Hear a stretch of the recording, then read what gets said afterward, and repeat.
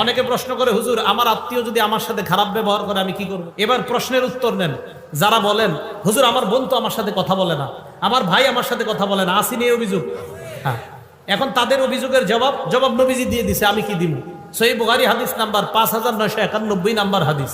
ক্বালা রাসূলুল্লাহ সাল্লাল্লাহু আলাইহি ওয়াসাল্লাম, আল্লাহ নবী বলেন, লাইসাল ওয়াসিলু বিল মুকাফি, কয় শুধুমাত্র আমি আমার ভাইয়ের সাথে সম্পর্ক জোড়া লাগাইলাম এটার নামে আত্মীয়তার সম্পর্ক রক্ষাকারী এমন না, এটা তো আত্মীয়তার সম্পর্ক রক্ষা হচ্ছেই।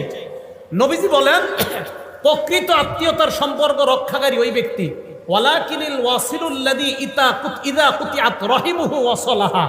নবী বলেন প্রকৃত আত্মীয়তার সম্পর্ক রক্ষাকারী ওই ব্যক্তি, যখন আত্মীয়তার সম্পর্ক কেউ ছিন্ন করে ওই ব্যক্তি আগে বেড়ে সেটাকে রক্ষা করে।